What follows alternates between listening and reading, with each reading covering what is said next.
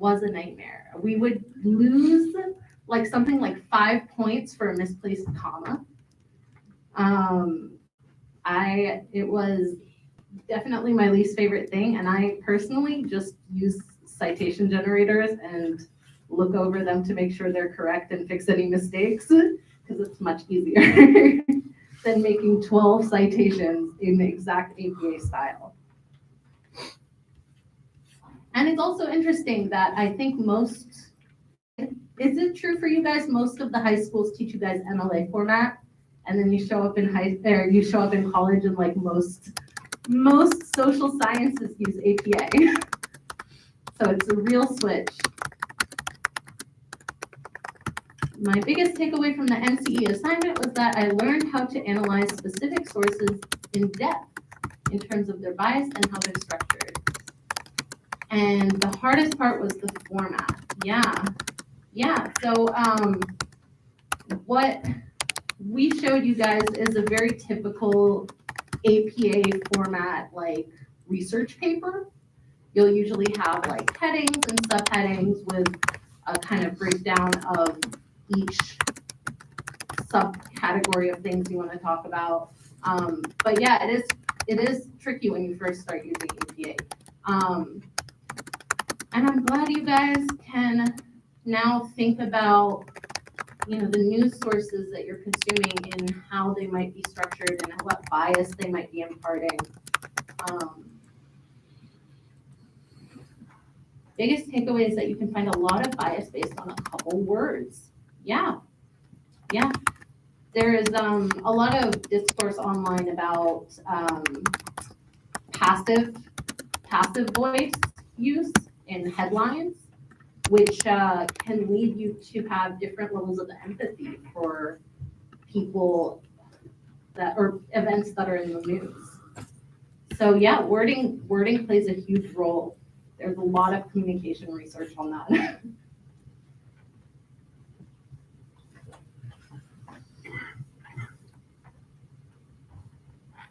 Yeah, some of the news sources that you associate as being biased aren't super obvious with it. Yeah, that's very true.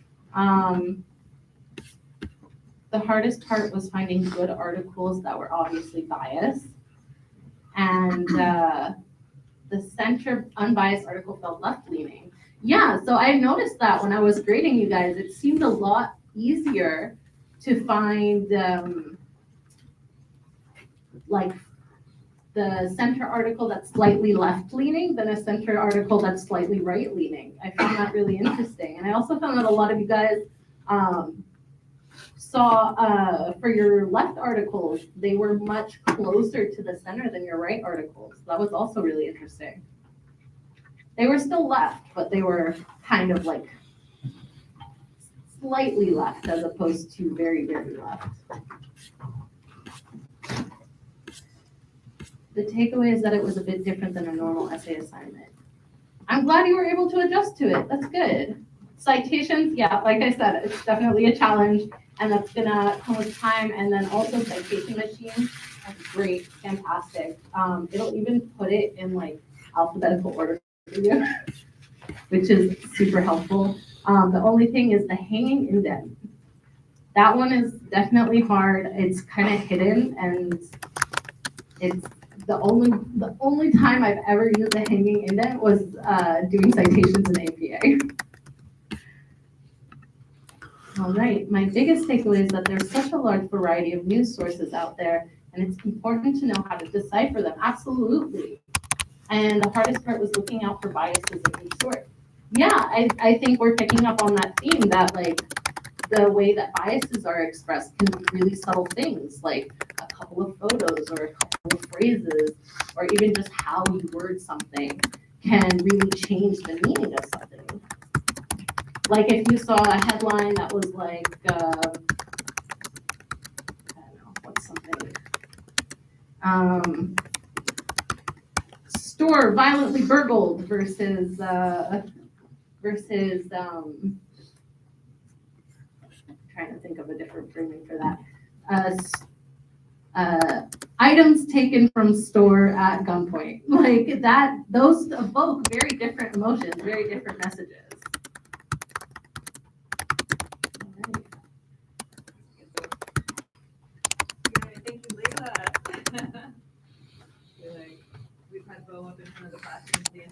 semester. It's nice to have you here. Get to know some more of the teaching team if you don't have Layla as a TA already.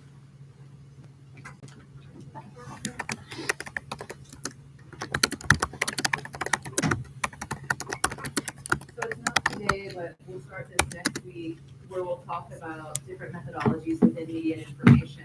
And so what we sort of just started doing here before we get into our lecture today was thinking about the different objects of study and how that maps to different sorts of using the microphone today. This makes me feel like a celebrity. Thank you. How it maps to different arenas. So media psychology, for instance, we'll use the text. We'll look at the bias in the text and see how people respond specifically to the bias in the text. And if you ever so slightly change one title to another, right? That's a kind of media psychology question, right? If we put a different kind of character, if we change the kind of screen that you're looking at, is there a different kind of expert that evokes a different kind of response from a reader, right? These are sorts of media psychology questions. How do narratives play out? Does it change engagement? Does it change behavior? Does it change perspectives afterwards? That's a media psychology question. A sociology question, a media sociology question might be, are the right-leaning articles of 2024 more right than the left-leaning articles of 2024? And how does that map to cultural expectations of how we report on the news? How does that map to what we think of as right-wing or left-wing, right? Is left-wing a more centrist sort of perspective than actually we think about when we're thinking about what a right-wing perspective is in 2024, right? That would be a sort of sociology question, where we're thinking en masse about people rather than individual psych, right? The different objects of study. So we'll get into that very much. So next week we start talking about research methods, research questions, different studies that I think are really interesting for you to know about. They give you a smattering of understanding of both the canon, the classics, the traditional stuff, and new methods and research projects in human-computer interaction. And Layla so wonderfully noted that all of these arenas have very different ways of publishing. Human-computer interaction also has its own formatting style, which is called, well, there's two. There's the IEEE formatting style, and then there's also the ACM digitally format citation style. And those are both nothing close to APA, MLA, or Chicago style. They're their own thing. So eventually you'll have to learn some of that if you go into a writing in any way, shape, or form. So we'll talk a little bit about that again for the end of semester. And while that sounds wildly boring, I promise it won't be. It'll be really fun. And it'll lead us into what is our last session and our last assignment, which will be, again, a research proposal. So I want you all to sort of be thinking about that in the back of your brains. We'll start, I think, in 2 weeks with your proposal. If you were to do a research study, if you were to study something that is either a phenomenon we talked about in class or something relevant to media and information, what would it be? And then over the course of the next 2 weeks, this could be mental health and streaming services, which is a really hot topic right now. It can be about gaming culture and Gamergate 2. Have you heard about Gamergate 2? WTF, friends. How are we back here? It could be about Gamergate 2. How would you study Gamergate 2? What is exactly happening? It could be about certain technologies and their use. It could be about designing for prosthetics or understanding healthcare records. It could be about athletics, right? I had a really great paper last year where someone talked about like cyborgian appendages and getting Tommy John surgery, because many pitchers get a metal elbow so that they can withstand pitching for long periods of time? And that was a really interesting question about competitive advantage. So you can go all over the place with our final essay as long as it's about media or information technologies. And so as we're kind of going again into the last moment of our class, have that sort of in the back of your mind. If you could go deeper on any issue in this class, what would it be? All right. Maybe you're interested in incidental learning, actually. I think this is really fascinating. I don't study it myself, but I really think this is fascinating. And so let's go here. So we talked about incidental learning. We talked about how it's not deliberate, conscious, or stated, often employed in immersive experiences. We did a slideshow where we talked about Jane McGonigal. And then we also talked about, again, the serious issues that are occurring in the gaming culture. So when we're creating games, those inherent biases we're putting into the games themselves, and then we might be learning these inequalities and then continuing par for the course, right? Why is it that I think we have that very funny little, no, we didn't put it in here. I for some reason thought there was a funny little cartoon with like the guy character and the girl character in a bikini, right? And that they have the same strip. It's somewhere in here. Maybe it's the previous day. Anyway, what you will think about is, why is that the perpetual gendered norm of gaming, right? Why does that look the same? It's because one of the incidental learning that we have happened to do is reify, which means like reimagine or continue these horrible tropes, or maybe not horrible, but these problematic tropes that could lead to something horrible, about what women should look like and what men should look like in games, or that there should be a binary in games in that specific way. One way that people are trying to, or working to, or thinking with games outside of these sorts of norms of the gaming industry are artist games versus corporate design games. And so artist-run games or artist-design games are typically small run, used as interactive installations. Sometimes they're just in the exhibit themselves and they don't exist outside except for maybe a sentence or two on the artist's website, right?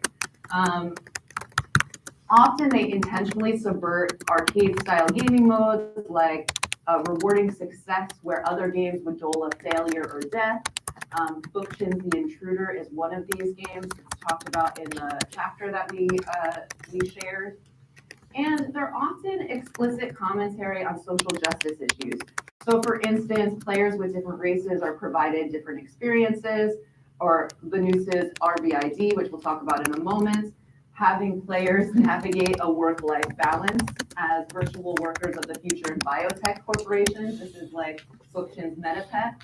Or players must shoot nonviolent Iraqis as part of the US war on terror was the law's domestic tension, and Frasca's September 12th. The idea of September 12th being the day after September 11th, right? So what do you do as a military employee? In some cases, in many cases actually, an art installation or an art game, an exhibition game, is not really meant to even be played. It might even just be meant to be discussed or theorized. I think we have more examples of this in the next slide, actually. I was about to just come up with some for you. But what we see in these artist games are often what Rosie Braidotti calls radical forms of re-embodiment. The idea is that you could take on a character or a self that is not your demographics, right? Is not your position. So we might think about first-person shooters, we're already doing that, right? We're re-embodying someone who's a violent person, who's protecting against something, who knows what. But the radical forms might be when it's a justice-oriented approach, when we're trying to think about, if we weren't the people in power, how would we negotiate our survival? etc. So in this vein of interest, and some of you are doing the serious games focus or certification here, and if you don't know what that is and are interested in these next 3 to 4 slides, ask about it, take a look at it online. We have a couple of wonderful scholars who are at the forefront of this field right here, well, not in the engineering building or in the international building, but here at MSU.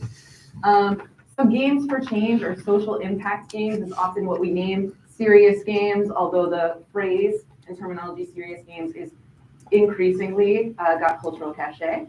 So game scholar Woods argues that serious games are games with the goal within the game industry for the future of games. Okay, noting that developers wish to create serious content or experiences that are typically represented within traditional narrative forms such as books or films.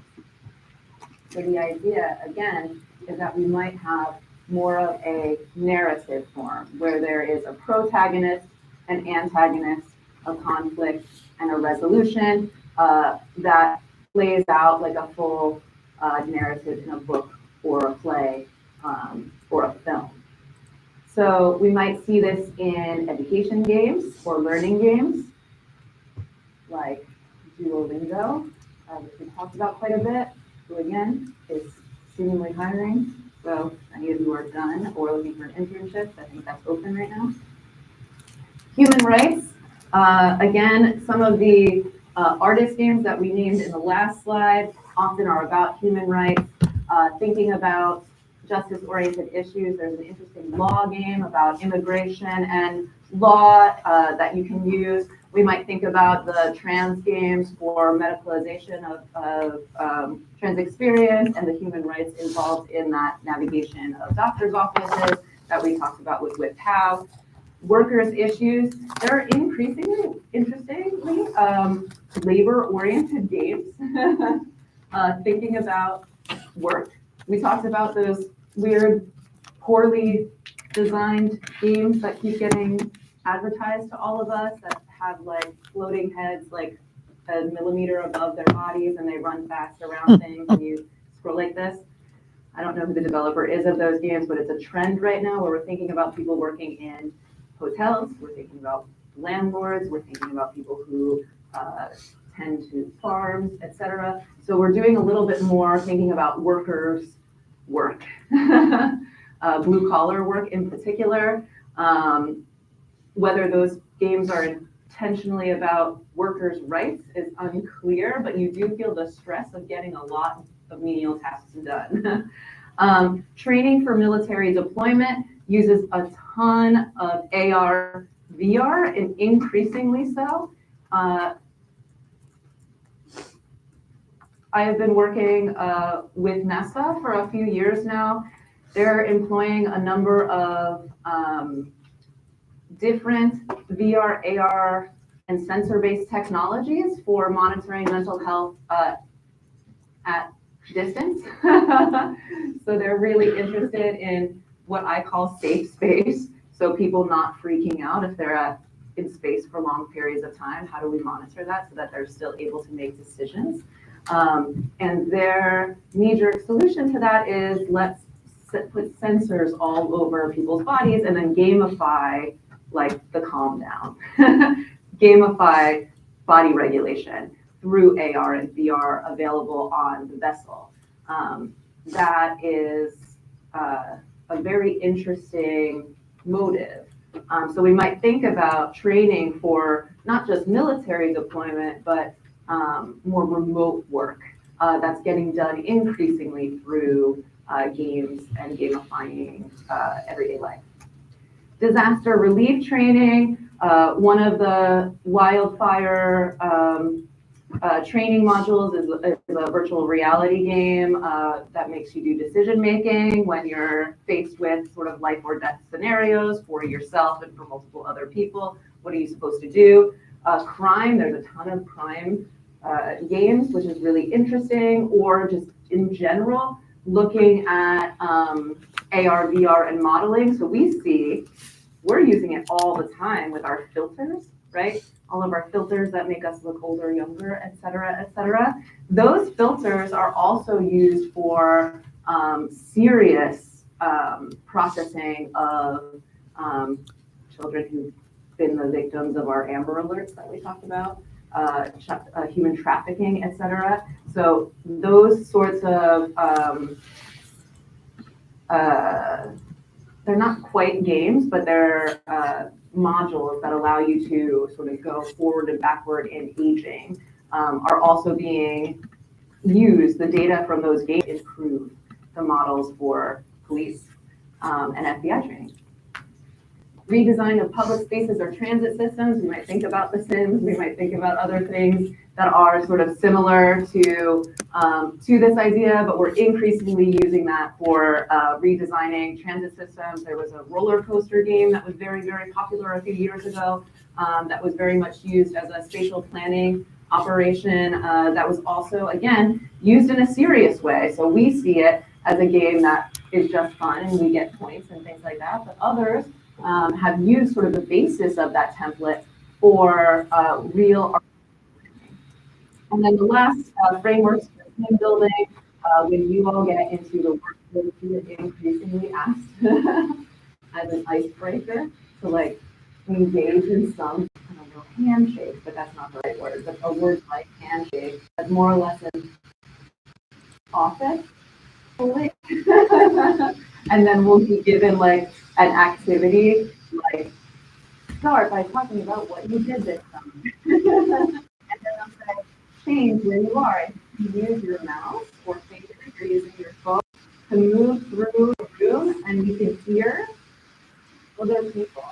It's a spatial game for team building, which is really interesting. I'm seeing that come up more and more. And I'm not sure that I explained that wonderfulness. It's interesting. So these team building games, you all will probably go into the workforce and need them or experience them as well. So serious games also sometimes muddy the already soft threshold between artist games and corporate games, right? These are often smaller ones. Sometimes they're built for 3 players, but they're not intended really for public use, right? Froska, the designer of September 12th, writes in Video Games of the Oppressed, which is a play on South Korea's pedagogy of the educators in the future. Pedagogy of the past is very much used in current educational settings. It's also a very classic piece that many people reference quite often. The goal of these games is not to find appropriate solutions, but rather to trigger discussions.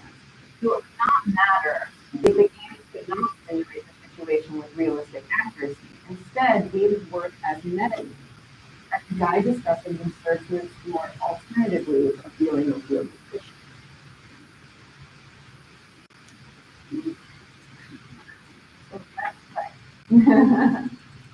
I would like for you to post a serious game, and you can make that serious game real or imaginary.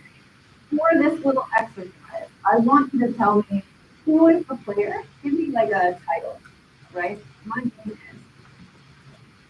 who is the player, what is the objective, and why is it a serious game? Now, Minecraft is not a serious game. It is a corporate game. We're thinking about serious games as trying to teach you certain values, trying to teach you how to use do something in the workforce, trying to help you live life better. A serious game might be a productivity app. A serious game might be a language learning app. It might be how you train doctors to work with patients. A serious game, actually a huge arena, if any of you are interested in healthcare interaction, is surgery. So practicing with robotics and surgery games, how to perform really serious improvements. So we might think about medical games for training doctors, we might, or nurses, we might think about those kinds of games. So serious games, again, probably you're not playing. Okay, so my example here, my imaginary serious game is a permaculture simulator that takes as input a real piece of land. So you put in your real piece of land. You, the player, are the farmer, and the objective is to identify and map all of your land by what is indigenous and what is invasive, and to repair and reestablish the land so it is sustainable. It's a serious game that provides learning tools and resources to farmers and enthusiasts to apply permaculture principles to their specific land, learning about local nature and I could use that app very much. Yes. Put it up yet. Okay. You have it? Yeah, take your time. So this is an example.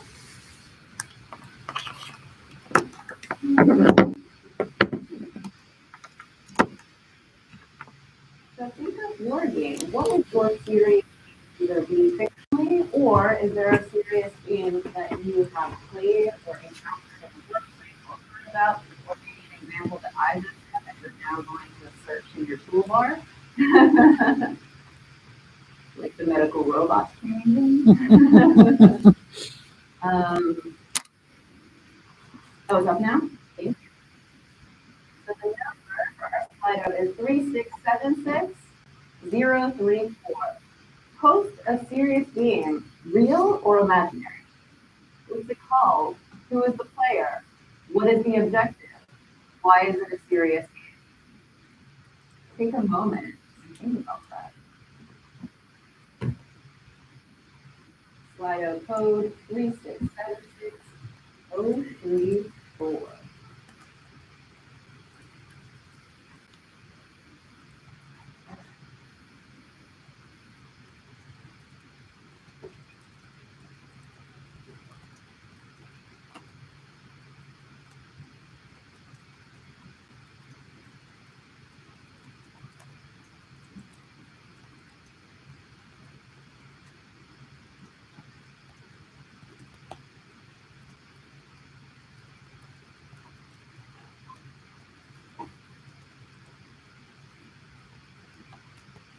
Well, that means absolutely. I can't believe I didn't mention that as an example just to start. We have so many educational mediums, the middle school and high school education system. My kiddo is a third grader right now, so I'm they have these different math games that they are using on school iPads and increasingly receive iPads in school. Surgeon simulator, there it is. You play as a surgeon operating on a patient. The objective is to help the patient survive a procedure because this is what to do. Microsoft Flight Simulator, absolutely. We play with class. Simulator for emergency responders. Government spending simulator. Woo! That one would hurt my heart. In my field of science and technology studies, we say follow the money. The money shows what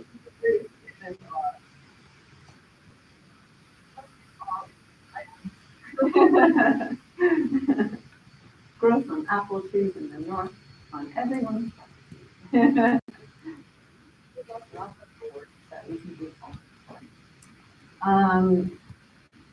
Red Dead 2 Arthur. Take down bad guys and get money. It's a serious game because there's a lot of killing. Cooper.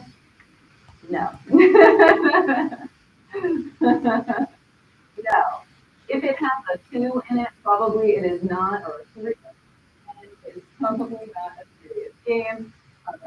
Killing is serious in that it's a serious topic, but a serious game would be something that is training you for reality, for something that will improve your quality of life, with skills. Last year, training murder through the game, which I hope we're not. That is not a game. Firefighter trainers, the firefighters require the users to learn how to become calm and also teach other skills like using controls. It's a serious game for fire safety.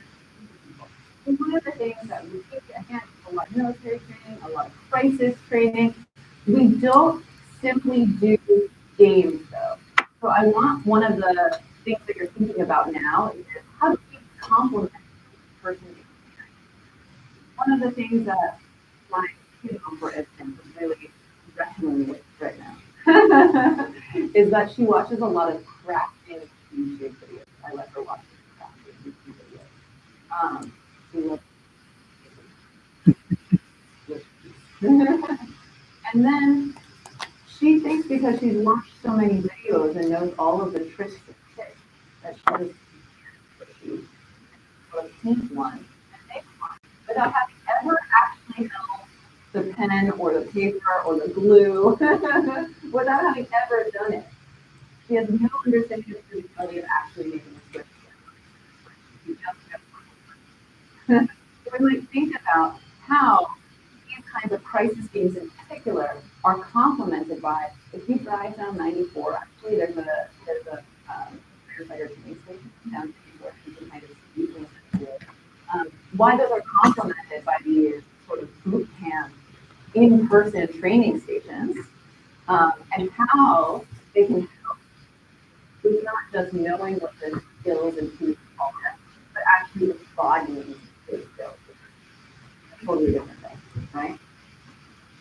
Assignment language learning game. There are a number of scientific learning games which are very, very fun. And in fact, I'm learning sign language. So if any good language learning game, I'll do one. The Oregon Trail. So the Oregon Trail is really interesting because it is both a learning game that did anyone else in school? Did we all use it in school? So funny. So it's a historical game. It's a historical game.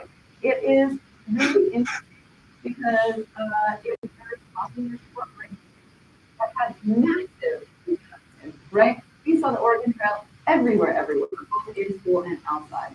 And so that's a really interesting story. Kid Picks has the ability to computer-based graphics, produce creative responses from children and community tutorial games, or creative ability to the game engine. So that's very cool. There really isn't a player. The challenge is for the developer to make a game and the tools they have games.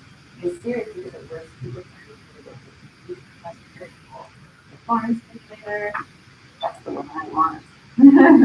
That's one simulator. So we're seeing again, other than basically the Oregon Trail example, which taught you the history of basically colonizing across the country, figuring out how to make different towns from the east coast to the west coast. And your cows all get dysentery more of the time. Hoarding the litter. Often they get sick. So we see that there are different roads. They're typically not corporate games, again, or sort of the outlier here. They're typically a bit smaller, and the 3D game is also a corporate game meant for game developers, but they're typically meant for a specific skill building, and whether that be a professional skill or like an individual language, any of the many languages that are Duolingo. They're also doing music learning games, music theory learning games, art, art games, etc.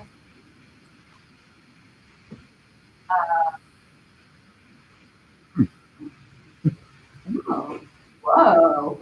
That Dragon Cancer is a game that was released in 2016 as an autobiography based on the experience of Lorraine Green, whose son Joel was diagnosed with cancer at 12 months old. He was given a clinic for his life.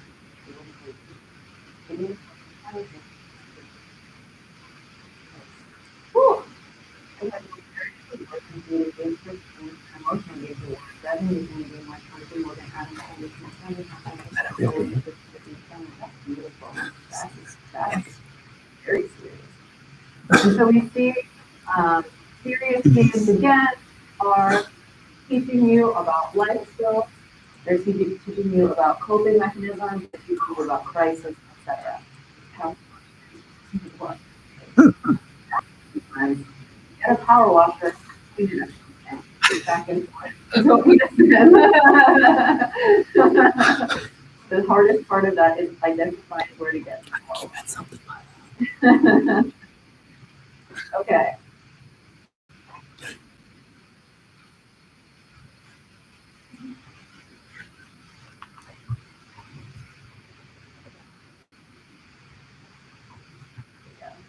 So we get a good understanding of this now.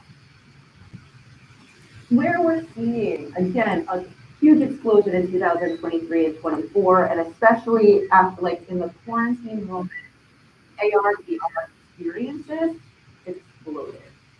Why? Oh, want to get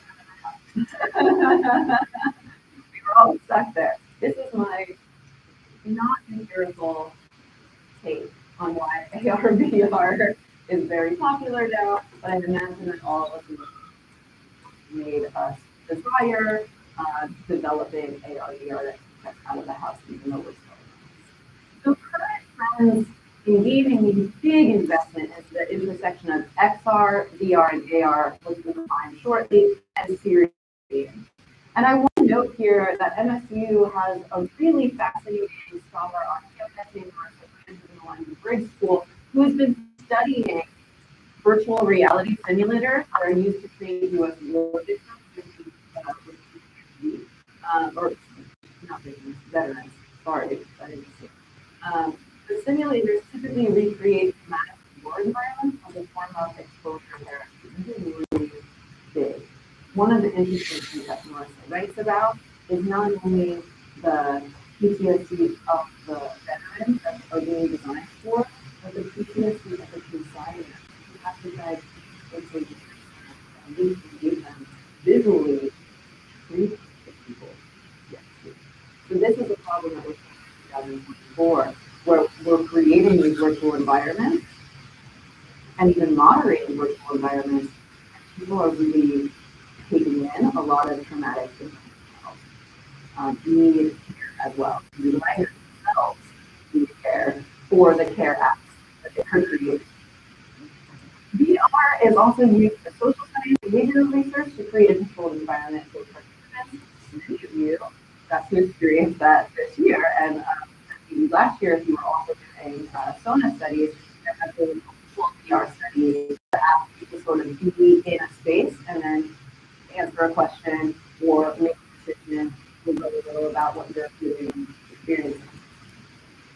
And then a huge space that really boomed in the early aughts, so like 2000 to 2010, we're thinking about rehabilitation for patients with neurological degradation, like dementia or Alzheimer's or Parkinson's or non-neurotypical degradation. So like particularly that lab got designed for quite a lot in the early aughts, and there were a lot of like New York Times articles